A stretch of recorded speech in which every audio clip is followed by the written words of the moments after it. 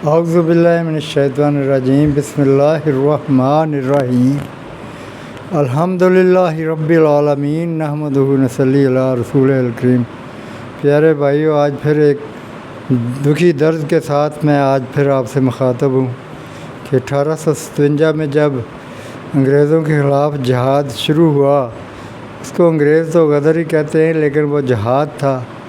بخت خان نے بہادر شاہ ظفر کو کہا کہ آپ آگے بڑھیں، آپ کی وجہ سے جو ہے نا باقی لوگ بھی سارے اکٹھے ہو جائیں گے اور ہم ان کو انشاءاللہ انگریزوں کو ختم کر دیں گے، بھاگ جائیں گے یہ۔ اور انہوں نے بستر بوریا باندھنا شروع کر دیا تھا کہ ہمارے خلاف بغاوت شروع ہو گئی ہے، تو وہ پریشان تھے انگریز۔ تو بہادر شاہ ظفر نے کہا نہیں، تم لڑو، بزدلی دکھائی، اگر تم جیت گئے تو میں آ جاؤں گا، ورنہ پھر اللہ حافظ، جو ہونا ہے وہ ہونا ہی ہے۔ تو پھر وہ جو ہوا کہ اس کے شہزادوں کے سر کاٹ کے اس کو پیش کیے گئے دسترخوان میں اوپر رومال ڈال کر، تو اس کو رنگون میں قید کر دیا گیا، برما میں، رنگون میں۔ تو اس طرح ہے کہ یہ غلامی بہت بری چیز ہے۔ جو ہمارے بزرگ ہیں وہ ہمیں بتاتے ہیں کہ انگریزوں نے بہت ظلم، انگریز یہی کہتے تھے کہ ہماری طرف نہ آؤ۔ علامہ اقبال نے بھی کہا کہ ان کو بس وظیفوں میں اور آہ صبح گاہی میں اور درود سلام میں اور ان میں، ہاں جی، تو نماز پڑھیں، بس آپ اپنی مسجدیں آباد کریں، جتنا مرضی آپ مذہبی طور پہ قرآن مجید پڑھیں، آپ دوسرا پڑھیں، درود پڑھیں، ورد پڑھیں، ہاں جی، ہماری طرف نہ آئیں۔ حالانکہ اللہ پاک تو کہتا ہے کہ میرے دین کو جو ہے وہ طاقت کے زور پر دین نافذ، دوسرے دیان سے میں نے تمہیں بہتر دین دے دیا ہے۔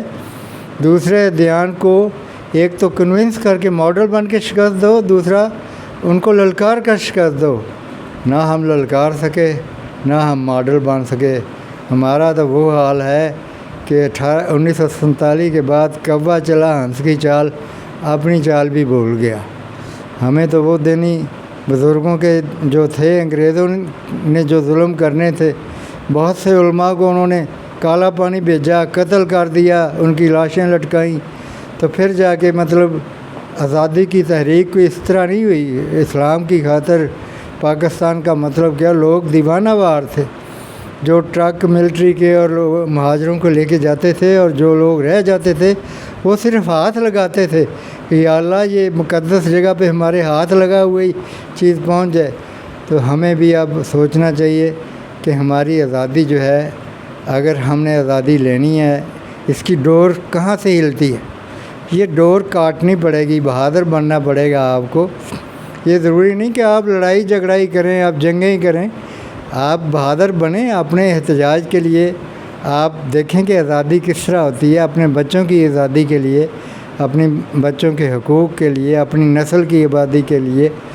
پاکستان پہلے شروع میں تو کافی اٹھا تھا، لیکن پھر امریکہ کا غلام بن گیا، اور پھر غلامی ایسی ہوئی کہ وہ میں تو کمبل کو چھوڑتا ہوں، کمبل مجھے نہیں چھوڑتے والی بات ہے۔